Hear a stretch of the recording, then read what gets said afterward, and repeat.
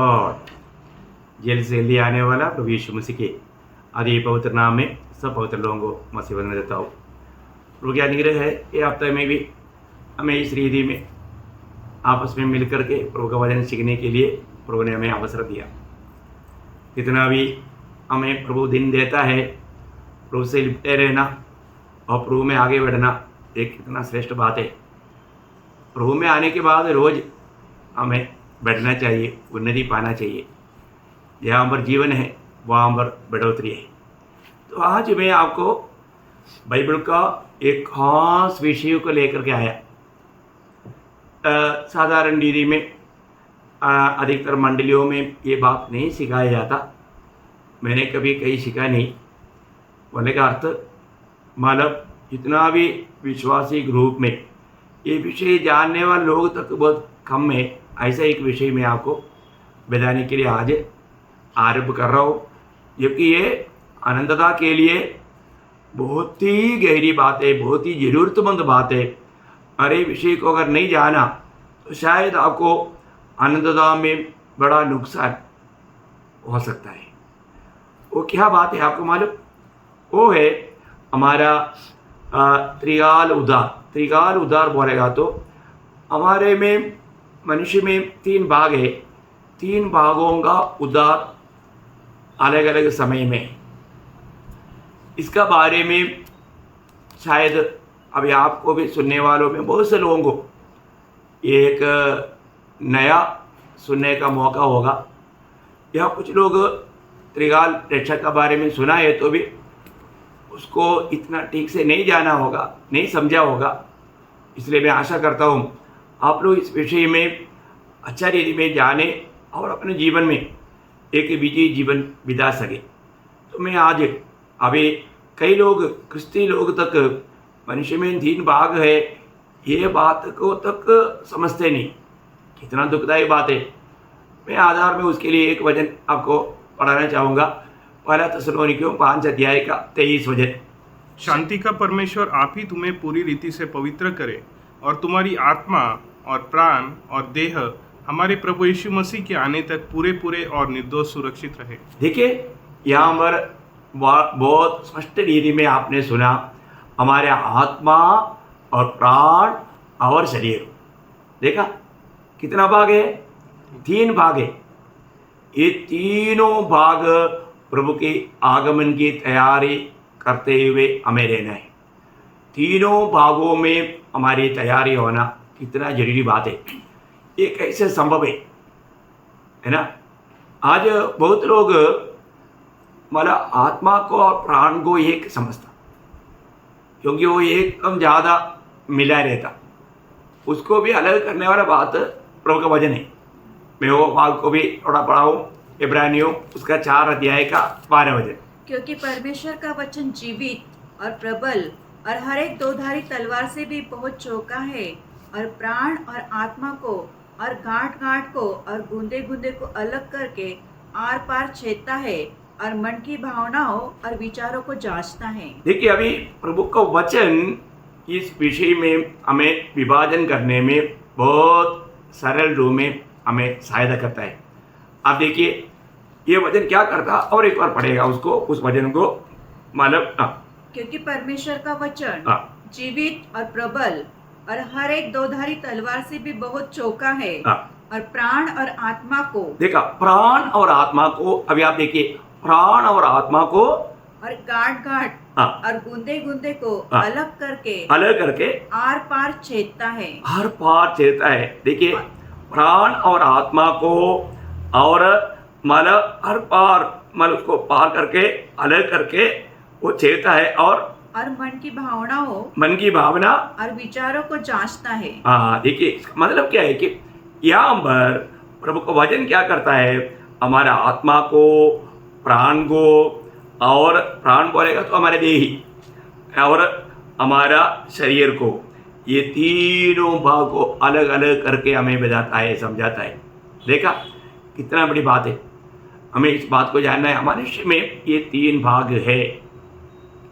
और तो बहुत से लोग इसके बारे में बहुत सीमा तक मतलब समझते हैं। थिस्सलुनीकियों में हमने देखा था, मतलब हमारे आत्मा में वापस होकर पढ़ेंगे पहला थिस्सलुनीकियों 5 अध्याय का 23 वचन। शांति का परमेश्वर आप ही तुम्हें पूरी रीति से पवित्र करे हाँ। और तुम्हारी आत्मा आत्मा और प्राण प्राण और देह, बस देखिए बहुत बड़ी बात है, आत्मा प्राण और देह, है ना। इसको मतलब आत्मा सबसे अंदर, प्राण उसके बाहर और शरीर सबसे बाहर, ऐसा 3 भाग में ये मनुष्य का मतलब घटना है। इसका मतलब हमको ये बात को जानना है कि ये तीनों भागों का उद्धार का बहुत गौरव है। इसका बारे में लोग बहुत कम जानते हैं। मैं इसलिए आपको बताया कि हम उद्धार पाया बोलेगा तो लोगों को लगता है कि अभी कुछ कार्य नहीं, ऐसा नहीं।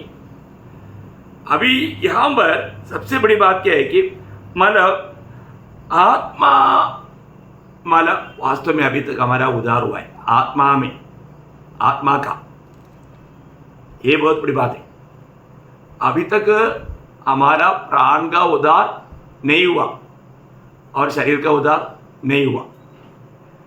ये है ये त्रिकाल उद्धार के विषय में हमें समझने वाला बात। साधारण लोगों के लिए जरूर एक कठिन विषय है, क्योंकि मैंने यही बात भक्त सिंह ग्रुप का लोगों के बीच में जब एक बार एक क्लास ले रहा था, उस समय में उन लोगों ने बोला आपने हमको ठोकर के लाया, क्योंकि हमने सोचा हमारा उद्धार हो गया, पर तो आपने बोला अभी उद्धार होते रहना है और होना है। ये कैसा उन लोगों को समझ में नहीं आया क्योंकि उनको ऐसा क्लास कभी मिला नहीं था। फिर और एक सेशन में मैं इस विषय में उनको समझाने के लिए अलग करके लिया, तब उन लोगों ने समझा। बाद में उन लोगों ने इस बात पर ज़्यादा गौर दिया। आज अधिकतर लोग या अधिकतर मंडली सिर्फ अपना पाप क्षमा पा करके हमारा आत्मा का उद्धार हुआ इसी में सिर्फ है, आगे नहीं बढ़ा। आगे का बात उनको मालूम नहीं, आगे के बात का बारे में सीखा नहीं। एक नर्सरी क्लास में लोग घूम रहे हैं। ये बात आत्मिक दुनिया का बहुत से लोगों का या बहुत से मंडलियों की अवस्था है। मैं आपको इसलिए आपको बताना चाहूँगा, अगर आप जरूर आपने भी जो प्रभु यीशु पर विश्वास किया तो जरूर आपको पाप क्षमा मिला, आपका आत्मा का उद्धार हुआ। आप कभी भी उद्धार पाया हुआ व्यक्ति है तो कभी नरक नहीं जाएगा। मैं नरक जाने की बात नहीं बोल रहा हूँ, परंतु आपका प्राण के उद्धार का महत्व अगर आप नहीं जानेगा, आपको आनंदता में प्रभु से कुछ भी प्रतिफल शायद नहीं मिलेगा। इवन आपने बहुत कुछ अच्छा काम किया होगा, उसका तक प्रतिफल नहीं मिलेगा, आपको झटका लगा होगा ना। हाँ, इस प्राण का उद्धार का गौरव अगर आप ठीक से नहीं जानेगा तो आपको हर प्रकार एक लज्जा का अनुभव में आ जाएगा, क्योंकि परखने वाला प्रभु है। प्रभु हमें प्रतिफल देने वाला है। हमने ऐसा काम किया, वो बात प्राण के द्वारा करने वाला कामों के ऊपर निर्भर है। तो मैं आपको वो बात, ये आज के एक क्लास पे नहीं होगा, आप निरंतर अगर आपने पिछले दिनों का क्लास सुन करके अगर आपने उद्धार पाया है तो जरूर आपके अंदर सच्चाई का अभ्यास प्रभु ने जरूर दिया होगा। वही व्यक्ति आत्मीय जीवन में उन्नति पा सकेगा।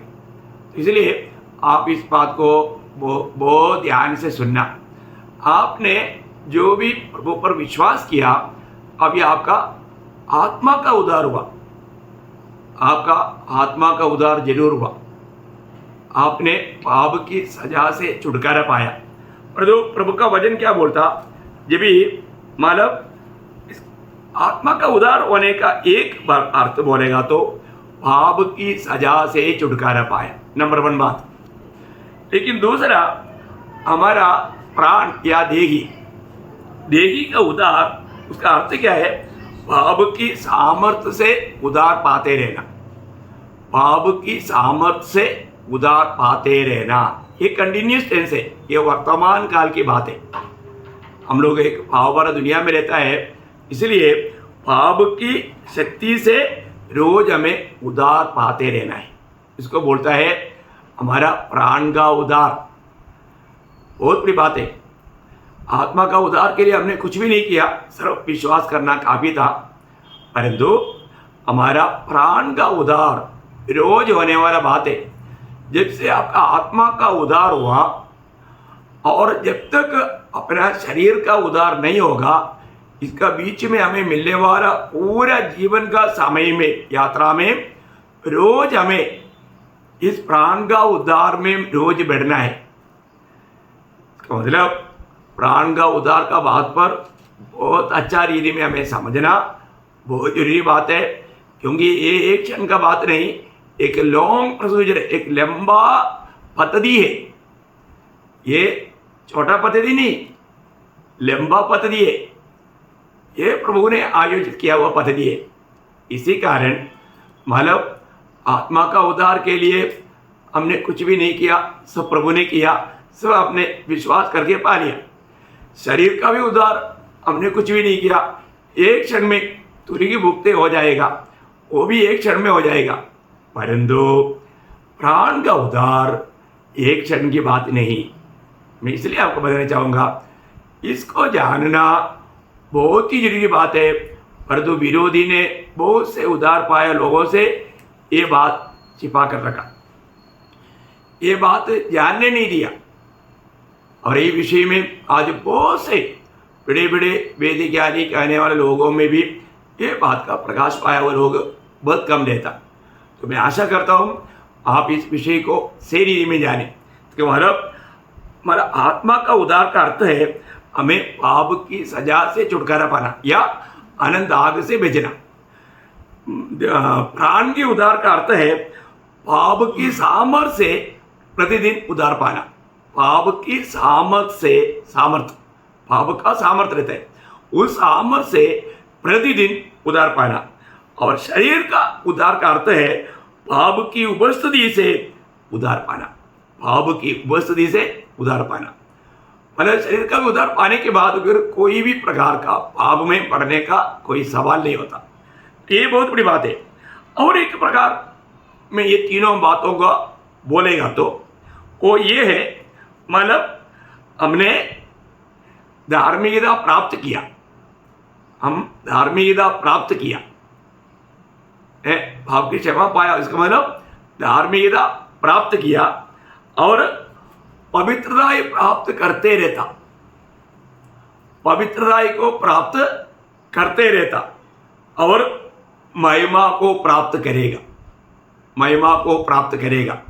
ये भी ये तीन बातों में होने वाला बात है, ये तीनों बातों में होने वाला बात है। बोलने का अर्थ आत्मा में हम धर्मी ठहराया गया, विश्वास किया, उस समय में हमने धर्मी ठहरा। बहुत बड़ी बात है। आत्मा में धर्मी ठहरा और प्राण में रोज हम उस पाप की शक्ति से अलग होकर के शुद्धिकरण की प्रक्रिया में या पवित्रता प्राप्त करते रहता और आखिर में जब प्रभु आएगा तो हम महिमा को प्राप्त करेगा, मानव शरीर का उद्धार महिमा को प्राप्त करेगा। तो इसका मतलब इसको हम इस रीति में भी बोल सकता है, भूतकाल में हमने उद्धार पाया, भूतकाल में हम उद्धार पाया, वर्तमान काल में हम उद्धार पाते रहता है। वर्तमान काल में जो भी आज जिंदा है वो हम उद्धार पाते रहता है और भविष्य काल में हम उद्धार पाएगा। देखा ये तीनों काल का विशेषता, ये तीनों समय में हमारे भी होने वाला एक प्रकार का कार्य है। मैं ये सब अभी आपको एकदम एक प्रारंभिक क्लास है, इसको बहुत डिटेल से बाद में आपको समझाया जाएगा। उसमें पहले मैं आपको आत्मा का मतलब उद्धार ये बात या भूतकाल रक्षा है, भूतकाल रक्षा, उसका बारे में कुछ बातें आज मैं आपको बताना चाहूँगा।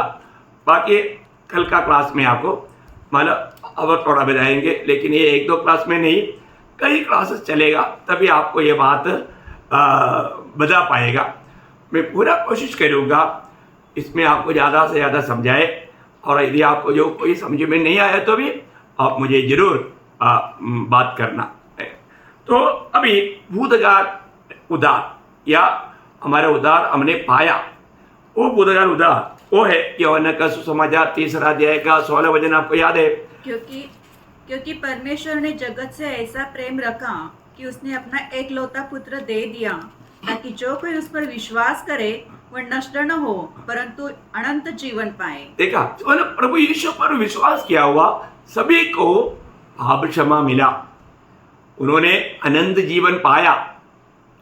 पाएगा नहीं, पाया, उन लोगों को मिल गया ये काम। ये भी हमने सुसमाचार सुन करके प्रभु यीशु मसीह की कालवरी सूली की मृत्यु पर जो भी हमें विश्वास के साथ अंगीकार किया उसी समय में मिला। या इससे बढ़कर के उद्धार पाने के बारे में आपको मालूम है, रोमियो 10 अध्याय का 9 वचन, कि यदि तू अपने मुंह से यीशु को प्रभु जानकर अंगीकार करे और अपने मन से विश्वास करे कि परमेश्वर ने उसे मरे हुए में से जिलाया तो तू निश्चय उद्धार पाएगा। देखा, तब आपने इस बात सुसमाचार सुन करके आपने अगर विश्वास किया है तो उसी घड़ी में आपको उद्धार मिल गया। किसका उद्धार मिला? आत्मा का, आत्मा का उद्धार मिल गया। जो इसका मतलब इसको बोलता है भूतकाल उद्धार। जो भी उसके लिए ये प्रभु का अनुग्रह से हमें मिला है, उसके लिए हमने कुछ किया नहीं। पिछले क्लासों में मैंने इसको आपको बहुत विस्तार से समझाया। मैं आपको बताना चाहता हूँ, आज जो भी उद्धार पाया, मतलब हम लोगों ने अपनी तरफ से कुछ भी नहीं किया। फिर क्या कौन किया? प्रभु ने किया, है ना। जब एफेसियों का पत्री उसका 2 अध्याय 8 वचन, एफेसियों 2 अध्याय का 8 वचन, क्योंकि विश्वास के द्वारा हाँ, अनुग्रह ही से तुम्हारा उद्धार हुआ है, हाँ, और ये तुम्हारी ओर से नहीं हाँ, वरन परमेश्वर का दान है। एक ये बात बार बार ये बात बताने में मुझे आनंद है, क्योंकि हम लोग कोई अच्छा काम करके हमारे आत्मा का उद्धार हमें नहीं मिलता। बहुत बड़ी बात है ना भाई। प्रभु हमें मुफ्त में दे रहा है। कलवरी सूली में पिता परमेश्वर ने अपना एकलौता पुत्र को हमारे लिए दिया। उसका बलिदान मेरी पापों के लिए था। ये बात विश्वास करने के लिए प्रभु हमको कृपा देता है, अनुग्रह देता, और जो भी विश्वास करेगा उसी को उद्धार मिलता। कितना बड़ी बात है। वो उद्धार आपको मालूम है, ये प्रभु का दान है बोला। तीतुस का पत्री में भी हम लोग 3 अध्याय का 5 वचन में यही बात को देखते हैं। तीतुस का पत्री में 3 अध्याय का 5 वचन में, तो उसने हमारा उद्धार किया और ये धर्म के कामों के कारण नहीं, धर्म के कामों के कारण नहीं, जो हमने आप किए हैं। हाँ, हमने आप किया हुआ धर्म के कारण नहीं, ये परमेश्वर की ओर से हमें दान मिला। कितना बड़ी बात है प्रियो। आज भी कई लोग सोचता है नहीं नहीं नहीं, हमको कुछ काम करना पड़ेगा तभी उद्धार मिलेगा। नहीं नहीं प्रियो, जो भी प्रभु यीशु मसीह की कालवरी सूली की मृत्यु का अंगीकार करके उस वचन को विश्वास से स्वीकारा, उनको सबको उद्धार मिला। ये हमारी तरफ से नहीं मिला, है ना। अभी जो भी, इसलिए प्रभु ने बोला ना, प्रभु ही यीशु मसीह ही उद्धार करता है। ये सच्चा प्रकाश हमें मिलना चाहिए। जब 2 तिमोथी 1 अध्याय उसका 9 वचन में, 2 तिमोथी 1 अध्याय का 9 वचन, जिसने हमारा उद्धार किया और पवित्र बुलाहट से बुलाया, और यह हमारे कामों के अनुसार नहीं, देखा, ये हमारे कामों के अनुसार नहीं, पर उसके उद्देश्य और उस अनुग्रह के अनुसार है। देखा प्रियो, प्रभु का अनुग्रह के अनुसार है। प्रभु की अनुग्रह के अनुसार हमें मिला। प्रभु की दया दृष्टि हम पर पड़ा। ये सुसमाचार में विश्वास करने के लिए प्रभु ने हमें दया किया, प्रभु का अनुग्रह हमें मिला। इतना बड़ी बात है। प्रभु यीशु मसीह को जानना, प्रभु यीशु मसीह पर विश्वास करना, यह हमारे लिए कितना जरूरत बात है। आज भी कितने लोग हम भी क्रिस्तीय बोलते हैं, हम भी यीशु मसीह पर विश्वास करते हैं बोलते हैं, लेकिन उनको उद्धार का अनुभव नहीं, क्योंकि उन्होंने ये कबूल नहीं किया, प्रभु यीशु आप मेरे पापों के लिए मरा। मैं भी मेरे जीवन में ऐसे था प्रियो। मेरे 24 साल की उम्र तक मैं भी चर्च में जाते थे, हर एक बातों में भाग लेते थे, लेकिन मैं भी अपने आप को क्रिस्ती समझता था, लेकिन मैंने कभी भी यही नहीं जाना था कि प्रभु यीशु मसीह की सूली की मृत्यु मुझ पापी के लिए था। यीशु मसीह मेरे पापों के लिए मर गया। मैं वो सच्चाई जब वचन के द्वारा सुना, जाना और विश्वास किया और प्रभु को मैंने अंगीकार किया, प्रयोग उसी दिन मेरा जीवन बदल गया। इसलिए प्रभु यीशु मसीह ने यूहन्ना 8 अध्याय का 24 वचन में कहा हुआ शब्द कितना अनमोल शब्द है ना। हमारे जीवन में ये एक बहुत ध्यान देने वाला बात है, बहुत ध्यान देने वाला शब्द है, यूहन्ना 8 का 24। इसलिए मैं तुमसे कहा कि तुम अपने पापों में मरोगे, क्योंकि यदि तुम विश्वास न करोगे कि मैं वही हूँ तो अपने पापों में मरोगे। देखिए, प्रभु यीशु मसीह वही है। बोलेगा तो पिता ने हमारे लिए भेजा हुआ अपना एकलौता पुत्र, ये दुनिया में मानव जाति का उद्धार करने के लिए आया हुआ जगत का उद्धार करता। प्रयोग हमें वो बात को जानना, वो स्वयं परमेश्वर ये दुनिया में मनुष्य बनकर आया। क्यों आया? हमारा उद्धार करने के लिए, हमको बचाने के लिए। प्रभु यीशु मसीह पर विश्वास करना एक कितना श्रेष्ठ बात है। वचन सुन करके वो वचन को अंगीकार करना, ऐसा एक मन भी प्रभु हमें देता है। तो हमारे लिए ये सबसे बड़ी खास बात है।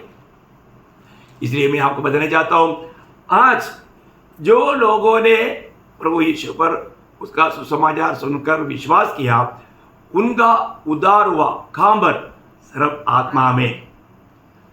वो अनंत जीवन में प्रवेश कर चुका है। यूहन्ना का सुसमाचार 8 अध्याय का 24 वचन में मैं तुमसे सच सच कहता हूँ, जो मेरा वचन सुनकर मेरे भेजने वाले पर विश्वास करता है, अनंत जीवन उसका है और उस पर दंडक की आज्ञा नहीं होती, परंतु वह मृत्यु से पार होकर, देखो वो भाग बहुत ध्यान से सुनना, वो मृत्यु से पार होकर जीवन में प्रवेश कर चुका है। हाँ, प्रवेश करेगा ऐसे नहीं, प्रवेश कर चुका है। बोलेगा तो आपका आत्मा का उद्धार हो चुका है, आपने उद्धार पा चुका है। आत्मा का उद्धार भूतकाल का उद्धार बन चुका है। कितना बड़ी बात है। ये उद्धार पाया हो, प्रभु को ग्रहण किया हुआ एक व्यक्ति जिसने प्रभु की आत्मा में नया जन्म पाया है, उसको ये बात समझने के लिए कोई कठिन नहीं, बहुत सरल लो में आप समझ सकता है। हमें ये बात को जानना है। आज सच में मैं अपने आप को क्रिस्ती कहा था, परंतु मेरा उद्धार हुआ है क्या? उद्धार हुआ बोलेगा तो मेरा आत्मा का उद्धार। कितना अच्छी बात है। तो मुझे आज भी आप सबको, जितने लोग मुझे सुनता है, मुझे आपसे यही बात को पूछना है, क्या वास्तव में आपका आत्मा का उद्धार हुआ है क्या? आपका प्राण का उद्धार का बारे में मैं आपको कल बताएगा। ये तो मैं एक आउटलाइन बता रहा हूं। खास करके आने वाले दिनों में प्राण के उद्धार पर मैं ज़्यादा गौर दूंगा, क्योंकि जहाँ पर लोगों को सिखलाई नहीं मिलता। आत्मा का उद्धार जो भी विश्वास किया उसी समय में उनको मिल गया, और जो प्राण का उद्धार वो हमें कैसे प्राप्त होता और वो प्राण का उद्धार का गौरव क्या, ये सारा बात मैं अगला क्लास में, प्रभु का आगमन देरी हुआ तो कल का क्लास में मैं आपको प्राण का उद्धार का बारे में आपको बताऊंगा। प्रभु वचनों के द्वारा आप सबको बहुत आशीष दे। प्रभु को महिमा मिले। आमीन।